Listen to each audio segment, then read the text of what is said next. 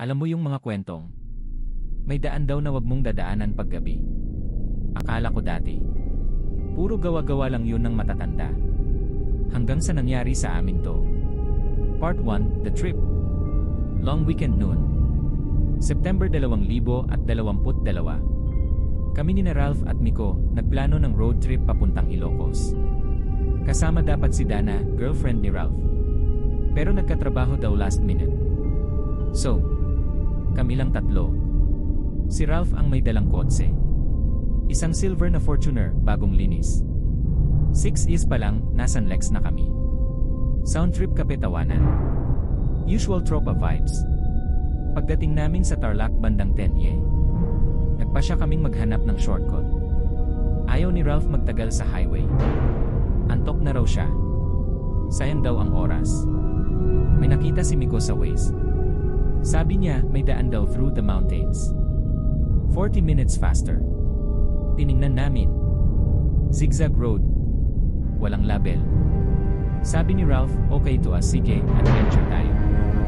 Hindi ko alam kung bakit ako pumayat. Pero sabi na nila, lahat ng masamang desisyon nagsisimula sa sige na, niray natin. Part 2, The Road. Nung una, okay pa. Madilim, pero may mga post ng ilaw kada ilang metro. May mga bahay din sa gilid. Pero papaliit ng papaliit. Hanggang sa puro puno na lang. Bandang 11:30 yan. Napansin kong may fog na. Makapal. Parang usok ng yosi. Pero hindi malamig. Biglang sabi ni Ralph, "Per, ang weird. Parang kanina pa tayo paikot." Tiningnan ko yung Waze. Gumagalaw pa raw kami. Pero parang mabagal. Tapos, biglang nawala signal. Baka dead spot, sabi ko. Pero nung tiningnan ko yung orasan, 12:10 na. Ang tagal na namin.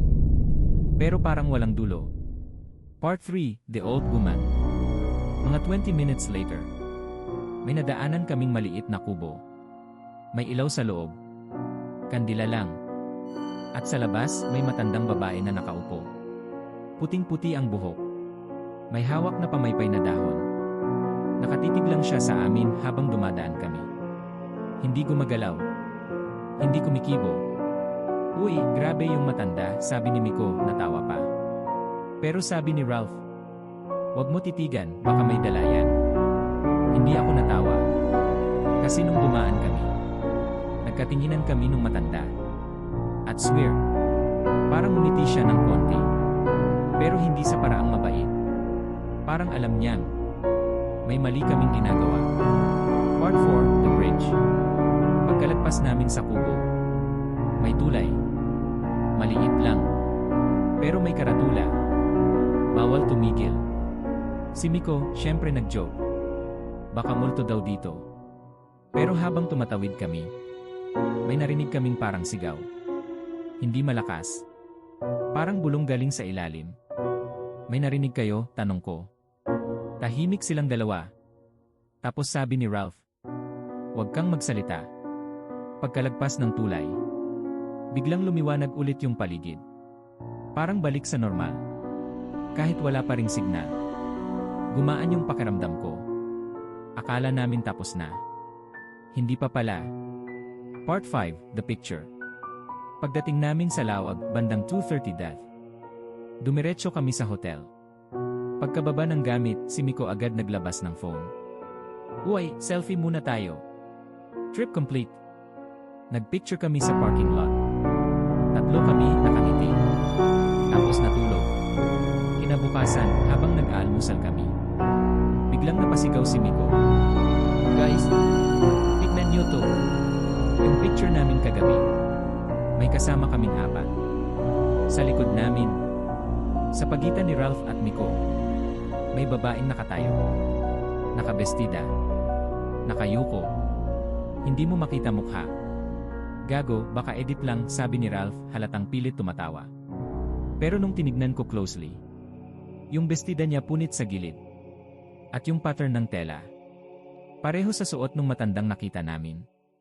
Tinry ni Miko burahin. Pero kahit i-delete niya, bumabalik sa gallery. Pinalitan pa niya ng phone. Sinend sa messenger. Pero kahit saan niya ilagay, nandun pa rin. Part 6, The Return Trip.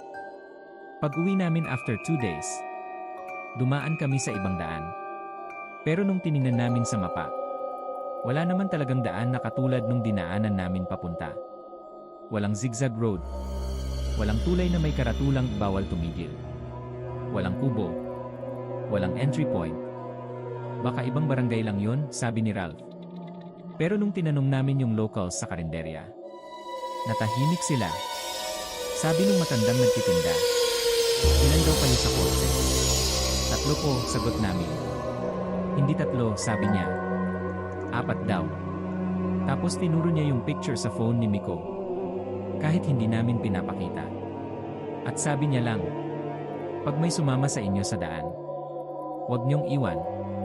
Kailangan niyong ibalik. Hindi ko alam anong ibig niyang sabihin.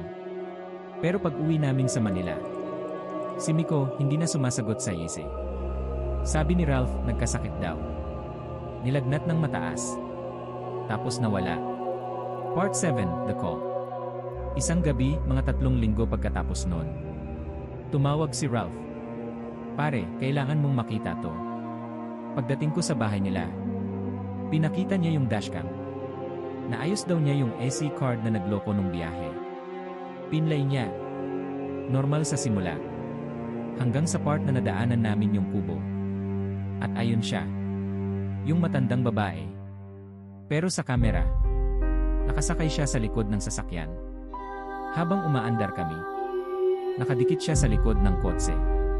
Nakangiti. At nung tumingin siya sa kamera, walang mukha. Epilogue. Hindi na kami nagkita ni Ralph. After a month, binalitaan ko na lang. Binebenta na nila yung kotse. Sabi daw ng tatay niya, may amoy kandila tuwing gabi sa garahe.